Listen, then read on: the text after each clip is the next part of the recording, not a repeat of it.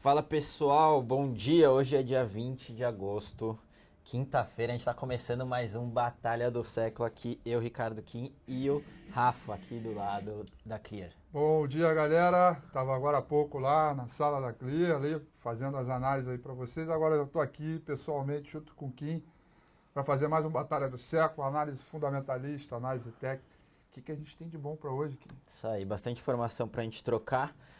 Como sempre, a gente vai dar um panorama bem rápido aqui do que aconteceu no macro, porque obviamente é isso que move dólar, move BOV e o papel das empresas. E aí depois a gente começa a tirar as dúvidas e falar especificamente dos papéis. Destaques aqui para o Brasil, fica com a taxa de desemprego, taxa acima do esperado, todo mundo esperava ali em julho entre 6,6 e 7,3, veio 7,5, atingindo ali o menor patamar para um mês de julho desde 2009, quando tinha atingido 8%. Então, desemprego aí acima das expectativas, obviamente, reflexo dessa desaceleração econômica e tudo isso que a gente está vivendo. Outro dado que corrobora isso é a confiança da indústria, queda de 2,5% no mês contra mês em agosto, mas vale a comparação anual, recuo de quase 20%. Aí na confiança da indústria, a confiança do consumidor também indo de mal a pior. Passando para o cenário político, rapidamente a gente tem que ficar no radar a questão do Eduardo Cunha. A Procuradoria-Geral da República deve denunciar o presidente da Câmara e o destaque aqui fica que pode, junto com a denúncia, pode ter um pedido de afastamento dele da presidência. E aí, no caso, o vice tomaria o cargo, mas o vice também está sendo investigado pela Lava Jato, então assim... Quem não está? E aí depois disso ele vai ter que chamar, caso o Cunha seja afastado, novas eleições para presidente da Câmara. E isso pode gerar uma crise institucional? Pode, na verdade, mesmo se ele ficar, o que pode acontecer é ele ter uma postura um pouco mais agressiva ainda com relação ao governo, já que o governo, de acordo com ele, né, o governo está junto com a procuradoria ali para tentar derrubar ele, alguma coisa nesse sentido. Ele pode vir mais agressivo do que ele já está ali e obviamente ruim, né, para todo o processo de ajuste fiscal, etc, tudo que a gente já conhece. E uma ameaça ao impeachment também. Também. De algum lado que tem que passar por ele, né? Outro destaque político fica para aprovação do projeto de lei da desoneração, passou no Senado, então só fica faltando a aprovação da presidente Dilma. Só que isso aí não vai gerar nenhum benefício para esse ano, porque a gente tem aquela noventena que demora um pouco para entrar em vigor, então esse ano ainda nada de receita extra desse projeto de lei. E só para finalizar, o Temer ali sinalizando que poderia sair da parte de articulação política do governo, que seria ruim, isolando mais a presidente. Então, um cenário político bem forte agora, para a gente ficar de olho. Mas o que tem mexido com o Ibov hoje talvez seja muito mais cenário internacional. Bolsas lá fora estão caindo bem forte. A gente tem, obviamente, a questão de China ainda pesando, desaceleração da China, isso impacta os mercados emergentes. Você tem toda a discussão do Fed, quando que vai aumentar juros, e também a gente teve o Cazaquistão ali desvalorizando a moeda, assim como a China. Lembrando que o Cazaquistão é ali um dos principais produtores da Ásia Central, então... Que já vem sofrendo forte valorização na sua economia por conta da queda do petróleo. Exatamente, da queda do petróleo e essa questão da China aí também desvalorizando a moeda. Então, o resumo de tudo isso é lá fora aversão a ativo de risco, principalmente de emergentes, e obviamente impacta aqui no Brasil, e aqui interno essa questão de desemprego mais alto, a questão política pesando muito, então bastante aversão a risco. O Ibov, até quando eu saí da mesa, estava caindo cerca de 1%. Pode ver agora aqui, mas estava por aí mesmo. Isso aí a gente já pode emendar 0,88. direto aí na análise do Ibov, né? Seria legal o Rafa comentar aí o que ele está olhando, aí depois eu dou o nosso viés fundamentalista. Beleza. Bom, vamos dar uma olhada no gráfico aqui, pessoal. O gráfico Ibovespa, conforme nossas expectativas, né, acabou não confirmando nenhum tipo de fundo por aqui, depois da forte queda de ontem. Forte queda ontem, dada inclusive pelo setor financeiro, atrelada aos papéis não só de bancos, mas Porto Seguro, Sul América, Cielo, que vieram na linha de frente, e um outro papel com grande destaque na queda também foi a Raia Drogasil, depois de uma grande gordura de alta. Depois da queda de ontem para hoje, a gente tem a mínima de ontem, que é exatamente esse alvo aqui, nessa faixa aqui dos 45.900 pontos, e ontem nós tivemos o fechamento mais baixo do ano, né? Foi o ponto mais baixo, a mínima bateu a mínima também, mas também tivemos de fechamento. Então, mostra que o cenário não está nada legal. E aí, como a gente está com esses níveis longos, né, mais baixo do ano, etc., está na hora de começar a ter uma visão um pouco mais longa do movimento e as consequências disso, né? A primeira é que nós temos 3 pontos digamos, de sustentação no curtinho. E esses pontos vão desde esse suporte aqui na faixa do 45 mil pontos até o 44.250 pontos. Olha, tudo até agora leva a crer, pelo saldo de volume menor, pela volatilidade maior, pela maneira como o mercado está descaindo, pelos bancos, que era o que estava segurando o mercado. A gente alertou isso aqui há 2 batalhas atrás, seguidas, que do setor financeiro vem em queda, que esses pontos de suporte serão testados. Se vão ser perdidos ou se vai ser perdido ou não, eu não sei. Mas um alerta interessante sobre o ponto de vista de uma visão mais macro, existe uma média móvel exponencial de 610 períodos, que é uma média móvel que a gente chama de média móvel da crise. Todas as crises que já existiram na história do índice Bovespa fizeram suporte, ou seja, pararam nessa média móvel. Então teve lá a crise, um pouco antes de 94, foi lá, bateu na média móvel, voltou a subir. Aí depois teve 98, bateu na média móvel, voltou a subir. 2002, bateu na média móvel, voltou a subir.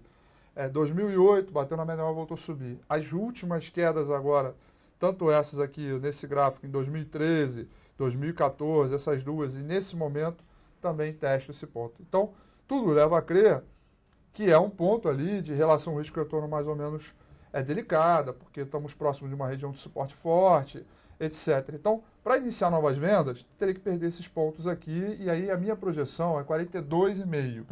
Tá? É o ponto ali do alvo desta pernada de queda aqui. Se não perder, teremos espaço para algum respiro, e aí eu diria que o mês, né, de agosto vai ser um mês decisivo, porque o mensal ele está ali pronto para também perder figura e abrir espaço para uma queda um pouco mais forte. Então, o mês de agosto, início de setembro, certamente serão os pontos que vão definir essa queda aqui, porque no curto prazo eu não consigo pensar em outra coisa a não ser vender. Claro que qualquer repique para cima, até o 48.000, 48.900, quase 49 mil pontos, abre um precedente para a gente tentar, abre um precedente por repique, para fazer um topo e voltar a cair. Mas, realmente, o quadro para baixo é muito forte. Estamos ali numa linha d'água, que Vale já perdeu, a Siderurgia já perdeu, as linhas d'água que vêm de suporte lá atrás, e que agora tem o Ibov, tem a Petro querendo visitar os 8, ou seja, está tudo convergindo para um cenário ainda pior e não tem jeito, tem que trabalhar na venda. Boa. Bem em linha com também o nosso viés para o Ibov, a gente já vem falando há algum tempo aqui na parte de fundamento o quanto a gente continua cético com o Ibov, apesar da gente chamar atenção que ele chegou num nível um pouco mais razoável do que a gente via anteriormente, né? A gente via ali, hoje o Ibov está negociando ali a um preço sobre lucro de cerca de 10,8, alguns meses atrás estava 14 vezes, então de fato chegou num patamar um pouco mais razoável. Outro ponto interessante é que em dólar está perto dos níveis mínimos 2008, ali da crise. Então você tem aí algumas informações que de fato mostram que já está num nível mais razoável. Isso não quer dizer que está uma barganha, que é ponto de compra, longe disso, até porque a gente não vê nenhum trigger de alta para o Ibov, seja econômico ou político. Então a gente acha que está num nível mais razoável, tem mais espaço para queda, obviamente, principalmente se a gente tiver algum risco maior de perder grau de investimento. Tudo bem que muito disso já está precificado em outros ativos, CDS, talvez um pouco no dólar, mas na bolsa teria mais espaço. E fazendo o link com o que você falou do seu alvo 42,5 ali, a gente tinha feito uma pesquisa com os investidores institucionais e justamente eles falaram, olha, quando tiver a queda do grau de investimento, a gente virar grau especulativo, o Ibov pode ir para aqueles 42,5, porque falaram entre 40 e 45 mil.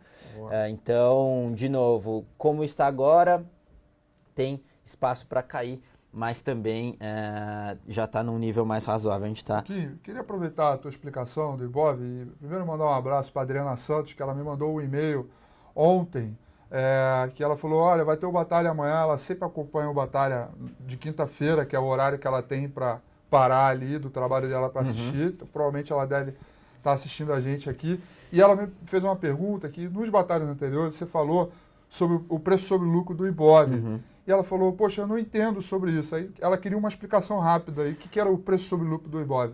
Esse múltiplo a gente gosta de olhar muito porque você olhar só a cotação do Ibov ou a cotação de uma ação não necessariamente te diz muita coisa, porque uma ação pode ter caído 50%, mas a potencial de geração de lucro dela pode ter caído 90%. Então, no relativo, ela está mais cara do que estava. Você está pagando mais caro por aquele mesmo lucro. Então, por isso que a gente gosta de ver esse múltiplo. No caso do Ibov, o que esse preço-lucro quer dizer?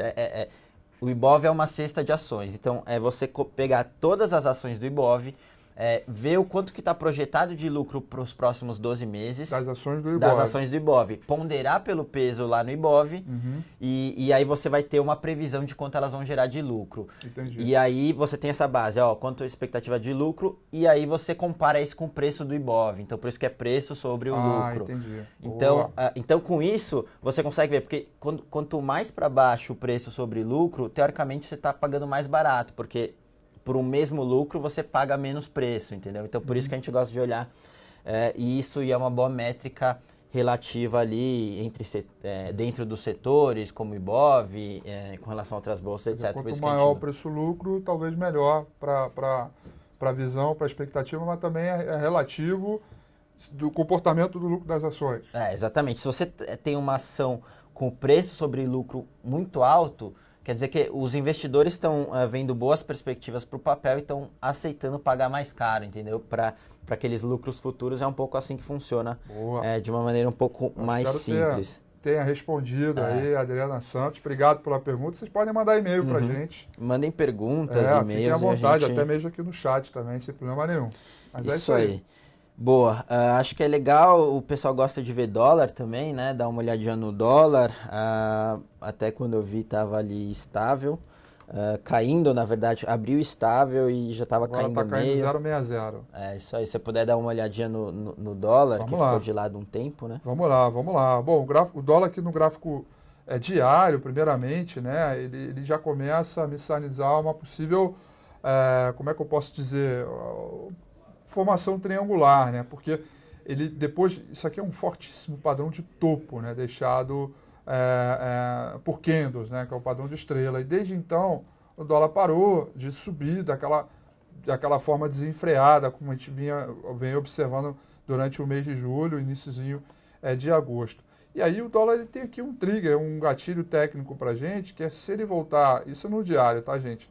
Se ele voltar a trabalhar abaixo dessa região aqui, do 68,40, abre um caminho para mais queda, tá? Um caminho de queda um pouco mais longo. Deixa eu mostrar aqui o gráfico para vocês. Se perder aqui o 67, 66, abre espaço para uma queda um pouco mais evidente, um pouco mais forte, tá? Podendo abrir caminho aqui para 420, 390.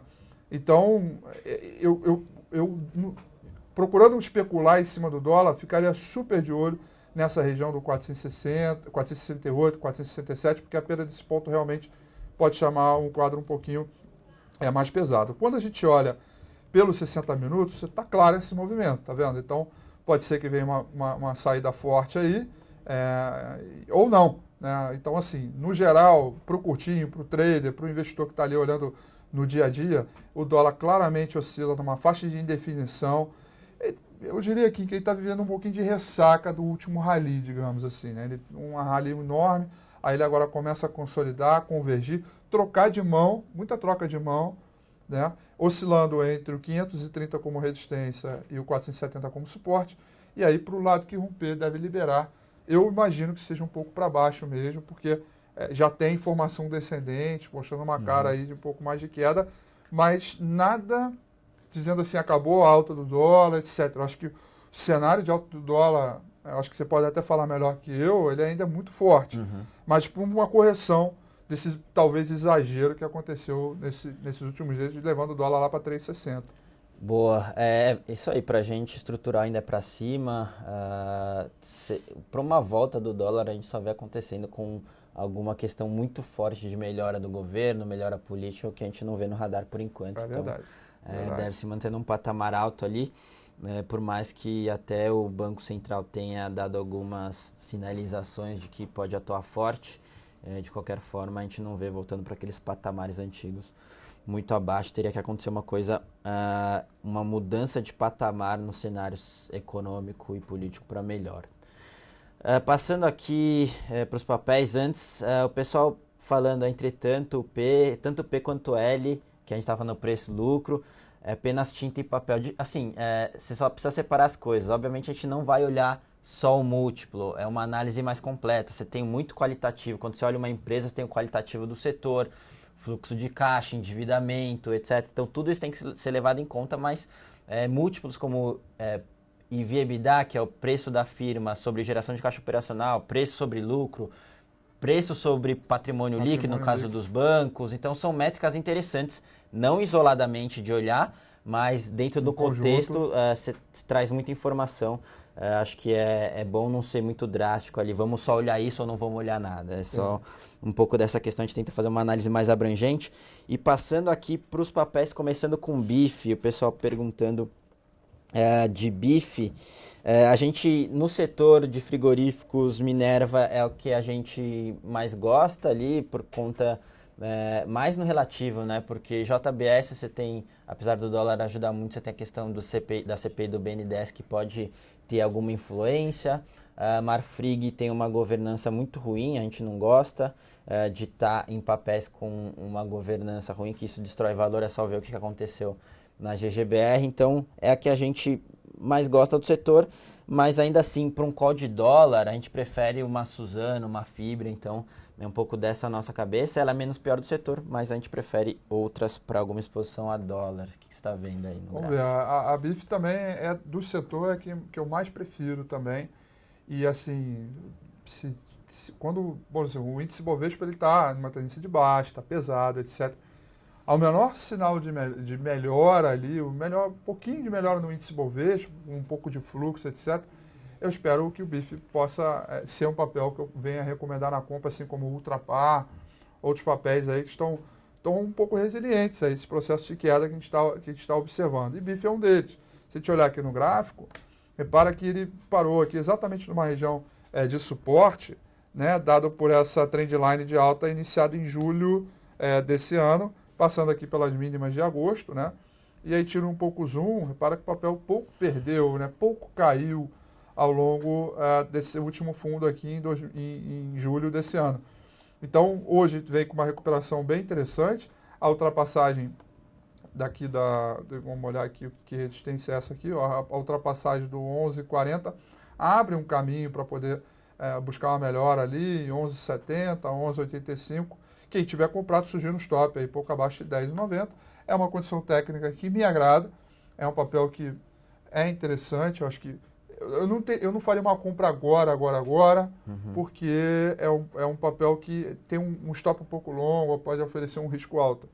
Mas é um papel que eu certamente ficaria de olho na possibilidade de uma possível compra numa próxima formação ascendente, digamos assim. Boa. Próximo papel aqui, muita gente perguntando de Souza Cruz, né? A gente teve uma alta bem forte hoje. Verdade. Tem motivo, o pessoal perguntando o que aconteceu. Na verdade, a gente tem uma OPA em andamento, ou na verdade uma perspectiva de OPA. A BAT, que é a controladora da Souza Cruz, ela tinha oferecido um valor que antes era de 26,12, e a Aberdeen, que é o maior minoritário ali, falou que estava muito barato, etc., e que poderia não aderir à OPA, só que o que a gente teve foi um fato relevante de que a BAT aumentou esse valor, o novo preço é 27,62 e por isso deu essa esticada, e ali boas chances da Aberdeen acatar essa OPA aí e possível depois fechamento de listagem na bolsa, tá? Então, por aqui eu nem preciso olhar gráfico, porque uma ação que está ali listando para fechar capital, você já ignora o movimento. E a outra, teve umas ideias aí, que eu diria até um pouco loucas aí, tipo assim, Souza Cruz ele não vai andar, vai ficar meio flat, porque está indo no processo, está mais ou menos no preço, etc. Então, eu vendo o Souza Cruz, porque não vai mexer muito, pego o dinheiro e aplico, faço um long short em uma outra ação, etc. Loucura, tá vendo? O papel hoje subindo mais de 20%. Imagina se você monta uma operação como essa só porque acha que o papel não vai andar, né? Na verdade, forte risco, né? Outro ponto ali é que já está incorporado os juros ali na ação, porque se for ver, está abaixo do preço oferecido, porque justamente dali para cá, dali para o preço-alvo, você tem o CDI e também, mais importante que isso, você tem o preço de risco aí.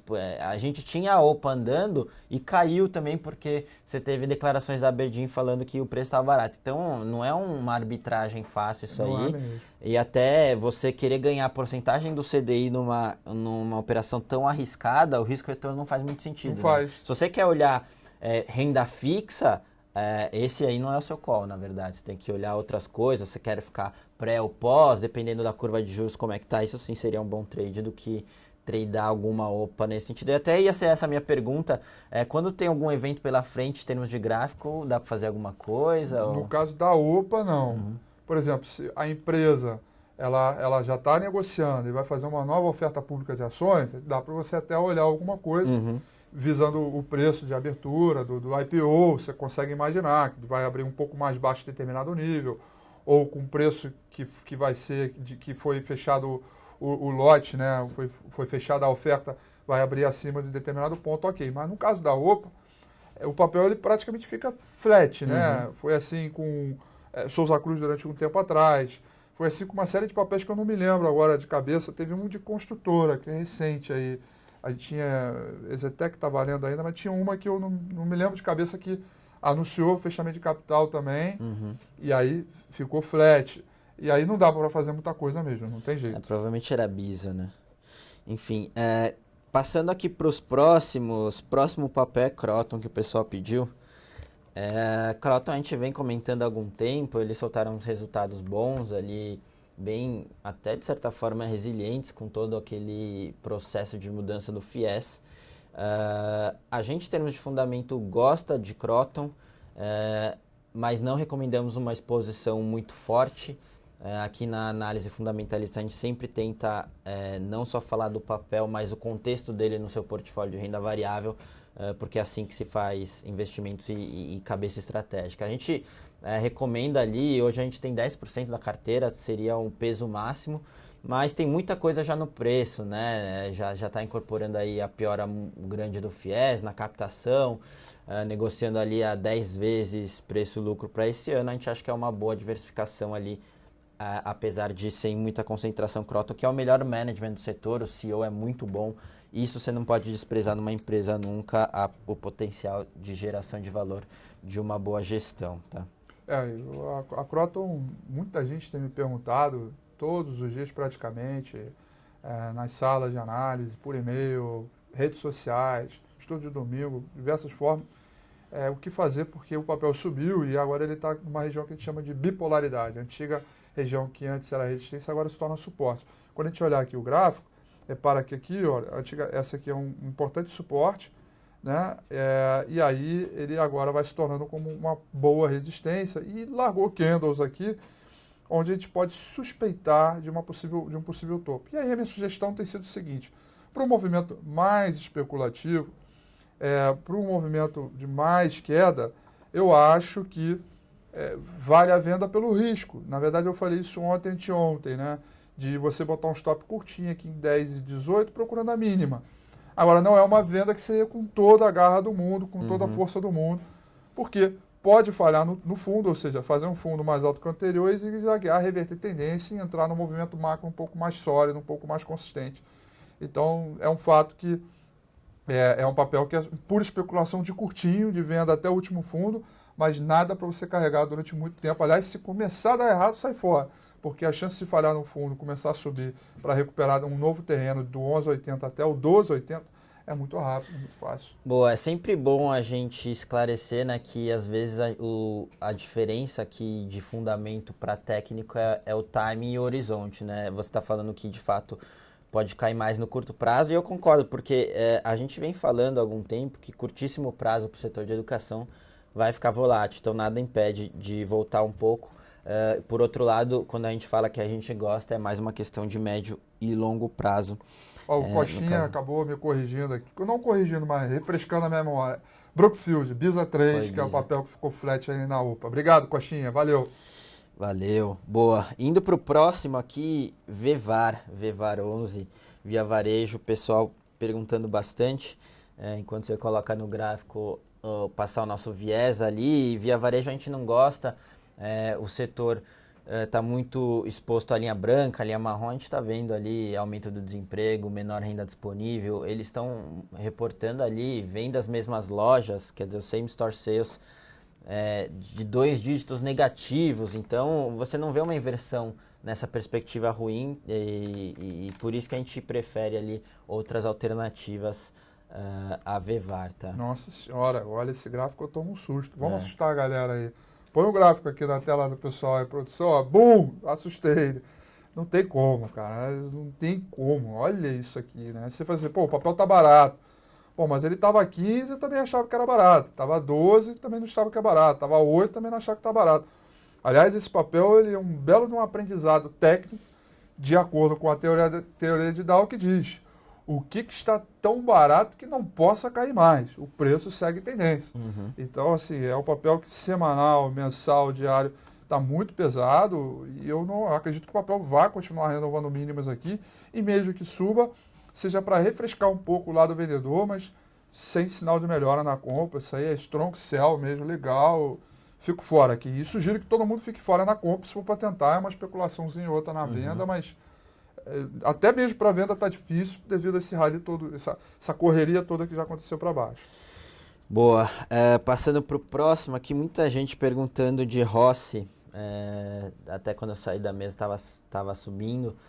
Teve algumas notícias de que ela pretende reforçar a caixa vendendo ativos inteiros, como edifícios, até edifícios que ainda não estão prontos, mas é por isso que ela tinha dado essa esticada pontual. De novo, a gente não gosta do setor de real estate, a gente acha que o ciclo está muito difícil. Hoje a gente teve algumas matérias saindo sobre lançamento, queda de 20% nesse ano, lançamento ano contra ano. Também nas vendas, 14% de queda, a gente ainda acha que pode piorar, aumento de desemprego, a questão macro ainda pesando bastante para esse setor que depende tanto de crédito. Me corrige se eu estiver errado, né? O setor de imobiliário costuma ser um setor muito alavancado, né? Até para você terminar uma construção, você tem uma série de coisas que você põe na frente. Nesse cenário de queda da economia, é um setor que desalavancou ou está ainda ajustando para esse movimento? Na verdade, desalavancar é um processo que demora, né? Não é uma questão muito rápida. A gente está vendo esse efeito relativamente recente. Então, não dá muito tempo de desalavancar. O que eles podem fazer é o que eles estão fazendo. Reduzir vendas, na verdade, reduzir lançamentos, né? E que depois vai refletir em redução de vendas. É o que eles estão tentando fazer na medida possível. Agora, a gente tem também, por outro lado, como você falou, elas são extremamente alavancadas e têm juros num patamar cada vez maior. Então, isso aí prejudica bastante. Por outro lado, você também tem a questão do FGTS, o pessoal querendo subir a remuneração. Isso aí tende a encarecer crédito para o setor imobiliário. Então, diversos indícios aí mostrando e corroborando nosso ceticismo com o setor. Beleza. Rossi, né? Olha, Rossi realmente é um papel que também é outro daquele igual o Vevar ali, né? Via Varejo, muito pesado. A configuração baixista é um papel que nossa, vamos tirar um pouco o zoom aqui. Olha aqui o gráfico, desde 2011, né? O papel vem despecando, feito bang jump aqui, né? Retorna um pouquinho para continuar caindo mais. E aí tá muito difícil tentar alguma compra aqui. Pelo padrão gráfico, pura e simplesmente gráfico, nós temos um nítido padrão de fundo hoje. O papel hoje está subindo 12,5%, e aí até o investidor iniciante ele olha, nossa, 12%, pô, mas o papel custa 70 centavos, né? Então qualquer centavinho ali você já tem 1, 2, 3, 5% oscilando para cima e para baixo. Então tomem cuidado na hora de você ficar olhando pura e simplesmente a variação. E aí é o seguinte, o papel tem um padrão de fundo se formando hoje, dado um candle de baixa, candle de definição e um candle de alta. Isso é um chamado estrela da manhã, um padrão de fundo clássico por candle. E aí o papel tende a tentar um repique, né? Com alvos aqui 80 centavos até o 92. Entretanto, só repique, na minha visão. Acho que comprar que está muito difícil, a não ser que você queira fazer aquelas chamadas compras progressivas, e comprar pouquinho em pouquinho sem se incomodar com os movimentos de curto prazo. Agora, quando a gente tira o zoom, a gente vê que o movimento de tendência é muito forte, Kim. Eu não é outro papel que, se for para brincar com ele, é para vender, assim mesmo com medo, porque como o papel custa abaixo de R$1, você vende, fica vendido, sai uma notícia, uma aquisição, qualquer coisa, ele sai de R$1, vai para R$2, pronto, você quebra. Então, não é uma boa ideia também, já que o papel custa muito barato. E é o papel que pessoa física gosta de procurar, porque custa baratinho e quer fazer o bingo dele ali, o gamezinho. Ok, beleza, é a opção sua, você tem o seu dinheiro ali, do game, etc. Mas é muito perigoso, especialmente porque qualquer centaveira aí para cima e para baixo, a busca do dinheiro rápido. O pessoal sem gosta, né, conhecimento dessas prévio. penny stocks ali, justamente por conta dessa maior variação, mas quanto maior volatilidade, variação, maior o risco. Maior o risco. Você está buscando um retorno maior, mas tenha na cabeça que o risco é muito maior, principalmente se o fundamento não vai e não ajuda, né? Partindo aqui para Oi, o pessoal perguntando bastante de Oi. A gente não gosta em termos de fundamento da empresa, a empresa bem alavancada, ali com problemas ou incertezas ali no setor com relação à consolidação. A gente, se tivesse que escolher uma ali de telecom, a gente escolheria Vivo.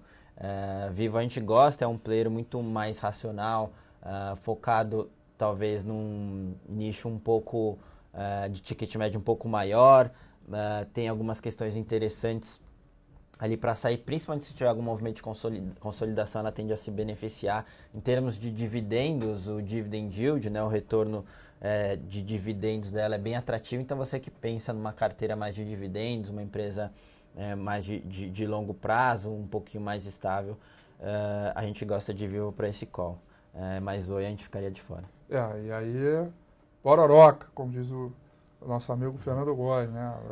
Eu vou junto com você, eu acho que o IBR está muito pesado, topo de fundos descendentes, gráfico semanal, diário, mensal, todo ele vindo de ladeira abaixo. Vamos dar uma olhadinha aqui, hoje também recuperando um pouco, né?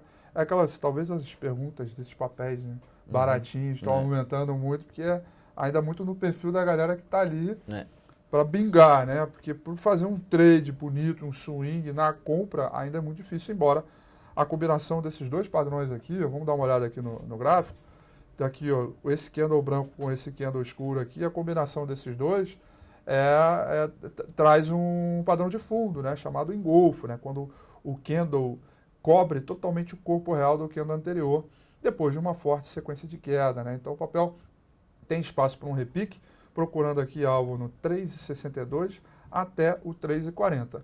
É uma compra só pelo risco, contra a tendência, com risco alto em função da tendência de baixa ainda ser muito forte, ou seja, aqui tem um padrão de fundo para tentar um repique. Aqui também tinha e mal sustentou. Aqui também tinha e mal sustentou. E aqui sequer fez padrão de fundo. Então, ainda fico muito desacreditado numa reversão de tendência, a não ser que você queira brincar no day trade, alguma coisa desse tipo. Mas mesmo assim, eu acho que papel variando de novo, abaixo de R$5, abaixo, negociando os R$3 aqui, é mais difícil mesmo. É um papelzinho enjoado para negociar. Boa, a gente está aqui no caminho final do nosso programa. Perguntaram de Rapt, o pessoal gosta bastante de tradar esse papel, apesar de ultimamente ter caído bastante. Hoje a gente teve receita do mês de julho, a gente teve uma melhora pontual ali, até nós estava perguntando se é pontual, a gente acredita que sim. O macro do setor está muito ruim ainda, a gente vê tráfego de pesados caindo forte, porque obviamente está atrelada à nossa atividade econômica, venda e produção de veículos pesados indo de mal a pior esse ano, então a gente não vê muita reversão mesmo com essa linha de crédito aí para o setor automotivo. Acho que não é Teve isso uma que vai notícia salvar. recente do governo que ia incentivar alguma coisa do automotivo? Exatamente. O governo vai usar o Banco do Brasil e a Caixa Econômica para oferecer linhas de crédito mais baratas para o setor. E, obviamente, por isso que o Banco do Brasil despencou ali ontem. Mais interferência do governo, usando aquela velha política de incentivo via bancos. O mercado não gostou. Mas, de qualquer forma, como eu tinha comentado, acho que não é isso que vai salvar o setor. Então o mercado está voltando a mantegar, ou seja, Muita voltar, gente falando do Manteiga ali, né? né? Da Da época política manteiga, né? do mandato ali de 2008 a 2014. Assim, você não pode falar que voltou, mas a sinalização boa não é, né? Mais interferência do governo ali, por isso que Banco do Brasil sofreu e por isso também que a gente gosta mais de Itaú no setor. Mas indo para a Rapt, de novo, o cenário muito ruim, apesar dessa melhora pontual, se a gente olhar no ano, a receita consolidada cai cerca de 25% quase ano contra ano. Então, queda muito forte em termos de valuation. Ali não está uma barganha mesmo depois dessa queda, porque cai naquela questão que eu comentei sobre a cotação cair, mas o potencial de geração de caixa cai também. Esse é o caso da Randon, a gente não vê ainda muita perspectiva para inversão. Eu também não vejo, também não. Papel pesadão aí na tendência de baixo, topo de fundos descendentes. Vamos olhar o gráfico aqui, recentemente perdeu essa zona de suporte aqui que é bem relevante, né, abrindo um precedente para mais queda. Nesse momento é um momento clássico de análise técnica que a gente gosta de falar, né, que é o famoso pullback, né, quando ele rompe a região de suporte e volta para testar pela segunda vez. Basicamente, pela memória do investidor, dá uma segunda chance para venda. Então, aparentemente, por aqui, pelo risco, de repente pode tentar uma venda para renovar essas mínimas, perdendo 2,90 e seguir descendo ladeira abaixo aí, coisa que o papel vem fazendo ao longo de todos os últimos 3 anos aí, de forma bastante intensa. Difícil, Kim. Tentar a compra aqui também, acho que é um papel a gente especular na venda, com stop curto, tentando buscar sempre as próximas mínimas, rasgando força a cada perda de novo fundo, né, para intensificar a venda mesmo. Boa. Só para finalizar, que a gente já está em cima do tempo, as duas últimas, Cielo e BB Seguridade, são duas empresas que a gente gosta. Elas sofreram bastante, até abriu oportunidade para compra. Para quem está olhando um pouquinho mais médio e longo prazo, a gente sempre recomenda ali entrada com papel via proteção, derivativos, algo nesse sentido.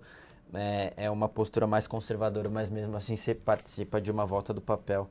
O que você está olhando ali para Cielo e BB Seguridade? Rapidinho, Cielo é um papel que no curto prazo eu estou vendo um movimento de venda mesmo. Eu acho que tem uma gordura para queimar, porque foi o papel a estrela do primeiro semestre, também foi o papel estrela do ano passado. Se a gente olhar o gráfico aqui, tem um ombro, cabeça e ombro clássico pela análise técnica, né, de reversão, que é um padrão que reverte esse cenário de alta aqui, e estamos próximos do primeiro alvo. O primeiro está aqui, na verdade o primeiro alvo já bateu, né, que é esse aqui, e o segundo alvo está aqui embaixo, né, na região do 39, né, Cielo. E aí, enfim, está vendido desde quando perdeu 43,65, 43,70, então eu acho que é uma oportunidade que a gente está tentando buscar em função dessa figura, uma especulação, um movimento especulativo contra a tendência macro, mas a tendência de curto prazo já virou para venda. O mesmo aconteceu com o BB Seguridade, né, que apareceu essa zona de suporte aqui também prontinha para ser perdida. A gente vendeu aqui, segue vendido até agora. Claro que o reforço na venda vai acontecer quando esse papel perder esse suporte aqui que está na casa, vamos ver onde é que ele está, no 29,90. Mas aí, de novo, né, são vendas que a gente faz a favor da tendência de curto prazo, especulação de movimento. A gente tem a noção, por exemplo, ontem claramente teve uma saída de investidor estrangeiro muito forte. E muitos deles em papéis que tiveram gordura. Por exemplo, Raia Drogasil caiu, Cielo, Sul América, Porto Seguro, etc. Então, nesse caso, os papéis que têm bons fundamentos, mesmo assim, a gente está aproveitando para especular na tendência de baixa de curto prazo. E BB Seguridade, se perder o 29,90, talvez seja uma nova oportunidade para buscar a linha dos 27,80 até 26,80 nada mais do que isso, apenas para operar na venda no curtinho mesmo. Boa, Rafa. Então a gente já passamos aqui do nosso tempo. Acho que já deu para conversar bastante dos papéis. Faltou um ou outro ali que a gente volta a conversar para os próximos programas. Mas obrigado aí pela presença de todos. Valeu, Rafa. Valeu, Kim. Valeu a todos. Tudo de bom aí, bons negócios. Valeu, pessoal. E até o próximo Batalha do Século, todas as terças e quinta. Um abraço. Valeu.